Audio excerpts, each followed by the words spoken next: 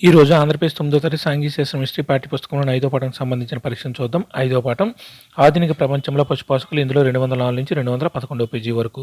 ముందుగానే ప్రశ్నలు చదువుతున్న మీరు కూడా ఆన్సర్లు రాయండి. లాస్ట్లో ఆన్సర్లు చూద్దాం.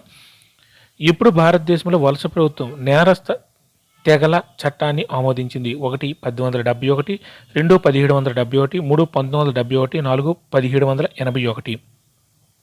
ఇప్పుడు భారతదేశంలో వలస ప్రభుత్వం నేరస్థ తెగల చట్టాన్ని ఆమోదించింది. 1 1871, 2 1771, 3 1971, 4 1781. ఏ అడవుల్లో పశుపోషణకు అనుమతి నిరాకరించడం పశుపోషకులు వీనిలోనికి అనుమతించబడలేదు. 1 రక్షిత అడవులు, 2 సతతహరిత అడవులు, 3 రిజర్వ్ అడవులు, 4 ఋతుపవన అడవులు. ఏ అడవుల్లో పశుపోషణకు అనుమతి నిరాకరించడం పశుపోషకులు వీనిలోనికి అనుమతించబడలేదు. 1 రక్షిత అడవులు, 2 సతతహరిత అడవులు, 3 రిజర్వ్ అడవులు, 4 ఋతుపవన అడవులు. ఒక్కొక్క పశువుకు చెల్లించవలసిన పన్ను అనతి కాలంలోనే చాలా ఎక్కువగా పెరగడంతో పాటుగా చాలా ఖచ్చితంగా వసూలు చేసేవారు. ఏ దశాబ్దాల మధ్య కాలంలో పన్నులు వసూలు చేసే హక్కు గుత్తేదారులకు వేలం వేయబడింది. 1 1860 నుంచి 1880, 2 1850 నుంచి 1890, 3 1870 నుంచి 1880, 4 1850 నుంచి 1880. ఒక్కొక్క పశువుకు చెల్లించవలసిన పన్ను అనతి కాలంలోనే చాలా ఎక్కువగా పెరగడంతో పాటుగా చాలా ఖచ్చితంగా వసూలు చేసేవారు. ఏ దశాబ్దాల మధ్య కాలంలో పన్నులు వసూలు చేసేకు గుత్తేదారులకు వేలం వేయబడింది.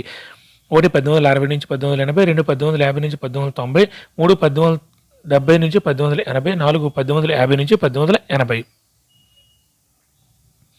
ఏ చట్టం అమలులోకి రాగానే ఈ సమూహాల వారు గుర్తించబడిన గ్రామాల్లో మాత్రం నివసించాలని, అనుమతి లేకుండా వేరే ప్రాంతాలకు వెళ్లరాదని తెలియజేసింది. 1 గ్రామ రక్షక బట్ట చట్టం, 2 నేరస్థ తెగల చట్టం, 3 మేత చట్టం, 4 గ్రామీణ చట్టం.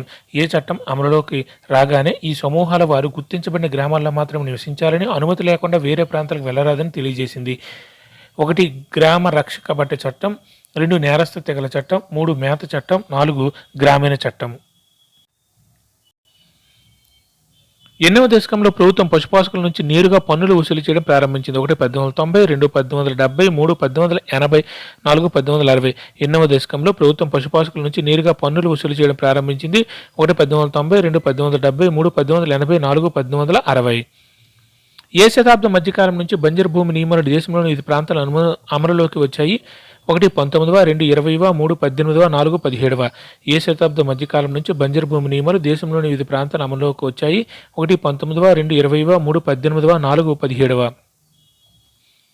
మల్దారి పశుపోషకులు పచ్చిక బయలును వెతుకుతూ వెళ్లడం. వారి గ్రామాలు ఏ ప్రాంతంలో ఉన్నాయి. 1 మహారాష్ట్ర, 2 రాన్ ఆఫ్ కచ్, 3 కొంకన్, 4 మధ్యప్రదేశ్. మల్దారి పశుపోషకులు పచ్చిక బయలును వెతుకుంటూ వెళ్లడం. వారి గ్రామాలు ఏ ప్రాంతంలో ఉన్నాయి. 1 మహారాష్ట్ర, 2 రాన్ ఆఫ్ కచ్, 3 కొంకన్, 4 మధ్యప్రదేశ్. ఏ సంవత్సరంలో వ్యవసాయం గురించి రాయల్ కమిషన్ వారి నివేదిక సమర్పించబడింది. 1 1920, 2 1927, 3 1926, 4 1928. ఏ సంవత్సరంలో వ్యవసాయం గురించి రాయల్ కమిషన్ వారి నివేదిక సమర్పించబడింది. 1 1920, 2 1927, 3 1926, 4 1928. ఎన్నవ శతాబ్దం మధ్యకాలానికి వివిధ ప్రాంతాల్లో అటవీ చట్టాలు అమల్లోకి తీసుకురాబడినాయి. 1 18, 2 17, 3 19, 4 20. ఎన్నవ శతాబ్దం మధ్యకాలానికి వివిధ ప్రాంతాల్లో అటవీ చట్టాలు అమల్లోనికి తీసుకురాబడినాయి. 1 18, 2 17, 3 19, 4 20.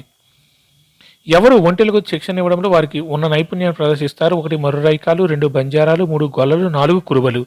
ఎవరు ఒంటెలకు శిక్షణ ఇవ్వడంలో వారికి ఉన్న నైపుణ్యాన్ని ప్రదర్శిస్తారు. 1 మర్రురైకాలు, 2 బంజారాలు, 3 గొల్లలు, 4 కురుబలు. వలస ప్రభుత్వం ఎటువంటి ప్రజలను పరిపాలించాలనుకునేది. 1 ఒక చోట స్థిర నివాసంగా ఉండేవారు. 2 వారి భూములపై స్థిరమైన హక్కులు ఉండటం. 3 పైవన్నీ. 4 1 మాత్రమే. వలస ప్రభుత్వం ఎటువంటి ప్రజలను పరిపాలించాలనుకునేది. 1 ఒక చోట స్థిర నివాసంగా ఉండేవారు. 2 వారి భూములపై స్థిరమైన హక్కులు ఉండటం. 3 పైవన్నీ. 4 1 మాత్రమే. పశుపోషకుల సమూహాల మనుగడ వివిధ రకాల అంశాలను దృష్టిలో ఉంచుకుని కొనసాగింది. అవి వారి పశువుల మందులు ఏ ప్రాంతంలో ఎంతకాలం నిలిచి ఉండాలి. 2 ప్రయాణ మార్గంలో తారసిల్లే రైతులు సత్సంబంధాలు కలిగి ఉండాలి. 3 ఏ ప్రాంతాల్లో పచ్చిగా నీరు లభ్యమవుతాయి. 4 పైవన్నీ. పశుపోషకుల సమూహాల మనుగడ వివిధ రకాల అంశాలను దృష్టిలో ఉంచుకుని కొనసాగింది. అవి వారి పశువుల మందులు ఏ ప్రాంతంలో ఎంతకాలం నిలిచి ఉండాలనేది. 2 ప్రయాణ మార్గంలో తారసిల్లే రైతులతో సత్సంబంధాలు కలిగి ఉండాలి. 3 ఏ ప్రాంతాల్లో పచ్చిగా నీరు లభ్యమవుతాయని తెలుసుకునే కరెక్టా. 4 పైవన్నీ. చట్టాల వలన వాణిజ్యపరమైన విలువలు గల కలపనందించే దేవదారు, సాలు వృక్షాలు ఉన్న అడవులు ఏ అడవులుగా ప్రకటించబడినాయి? 1 రక్షిత అడవులు, 2 ఋతుపవన అడవులు, 3 రిజర్వ్ అడవులు, 4 సతత హరిత అడవులు. చట్టాల వలన వాణిజ్యపరమైన విలువలు గల కలపనందించే దేవదారు సాలు వృక్షాలు ఉన్న అడవులు ఏ అడవులుగా ప్రకటించబడినాయి అంటే 1 రక్షిత అడవులు, 2 ఋతుపవన అడవులు, 3 రిజర్వ్ అడవులు, 4 సతత హరిత అడవులు. ఏ నియమాల ప్రకారం సాగులో లేని భూములన్నీ స్వాధీనపరుచుకుని ప్రత్యేకంగా కొంతమంది వ్యక్తులకు ఇవ్వబడ్డాయి? 1 బంజరు భూమి నియమాలు, 2 నేరస్థ తెగల నియమాలు, 3 గడ్డి నియమాలు, 4 రిజర్వ్ అడవుల నియమాలు. ఏ నియమాల ప్రకారం సాగులో లేని భూములన్నీ స్వాధీనపరుచుకుని ప్రత్యేకంగా కొంతమంది వ్యక్తులకు ఇవ్వబడ్డాయి? 1 బంజరు భూమి నియమాలు, 2 నేరస్థ తెగల నియమాలు, 3 గడ్డి నియమాలు, 4 రిజర్వ్ అడవుల నియమాలు. వలస రాజ్యం ముఖ్య ఆదాయ వనరు: 1 వస్తువుల శిస్తు, 2 భూమి శిస్తు, 3 మేత శిస్తు, 4 పని శిస్తు. వలస రాజ్యం ముఖ్య ఆదాయ వనరు: 1 వస్తువుల శిస్తు, 2 భూమి శిస్తు, 3 మేత శిస్తు, 4 పని శిస్తు. అందరూ ఆన్సర్లు రాశారా? ఓకే, ఇప్పుడు ఆన్సర్లు చూద్దాం. ఇప్పుడు భారతదేశంలో వలస ప్రభుత్వం నేరస్థ తెగల చట్టాన్ని ఆమోదించింది? Correct answer 2, 1771. ఇప్పుడు భారతదేశంలో వలస ప్రభుత్వం నేరస్థ తెగల చట్టాన్ని ఆమోదించింది? Correct answer 1871. Correct answer 1. ఇప్పుడు భారతదేశంలో వలస ప్రభుత్వం నేరస్థ తెగల చట్టాన్ని ఆమోదించిందంటే 1871లో. Correct answer 1. ఏ అడవుల్లో పశుపాసనకు అనుమతి నిరాకరించడం పశుపాసకులు వీనిలోనికి అనుమతించబడలేదు? కరెక్ట్ ఆన్సర్ 3, రిజర్వ్ అడవులు. ఏ అడవుల్లో పశుపాసనకు అనుమతి నిరాకరించడం పశుపాసకులు వీనిలోనికి అనుమతించబడలేదంటే రిజర్వ్ అడవులు. Correct answer 3. ఒక్కొక్క పశువుకు చెల్లించవలసిన పన్ను అనతి కాలంలోనే చాలా ఎక్కువగా పెరగడంతో పాటుగా చాలా ఖచ్చితంగా వసూలు చేసేవారు? ఏ దశాబ్దాల మధ్య కాలంలో పన్నులు వసూలు చేసేకు గుత్తేదారులకు వేలం వేయబడింది? కరెక్ట్ ఆన్సర్ 4, 1850-80ల మధ్య.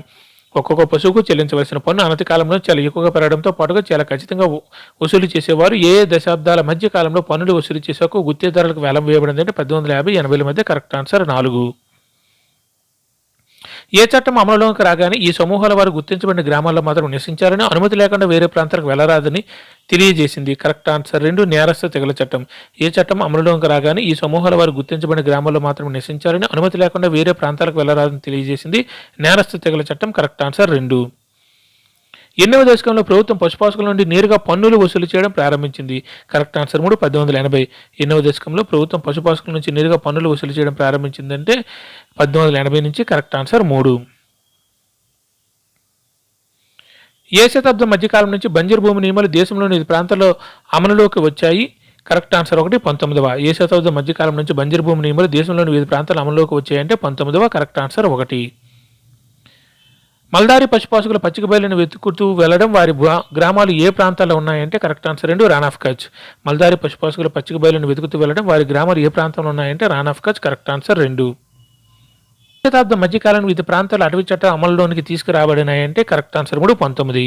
ఎన్నో శతాబ్దం మధ్యకాలానికి 5 ప్రాంతాల్లో అటవీ చట్టాలు అమలులోనికి తీసుకురాబడినాయంటే? 19వ శతాబ్దం. Correct answer 3. ఎవరు ఒంటెలను శిక్షణ ఇవ్వడంలో వారికి ఉన్న నైపుణ్యాన్ని ప్రదర్శిస్తారంటే? మర్రు రైకాలు. Correct answer 1. ఎవరు ఒంటెలకు శిక్షణ ఇవ్వడంలో వారికి ఉన్న నైపుణ్యం ప్రదర్శిస్తారంటే? మర్రు రైకాలు. Correct answer 1.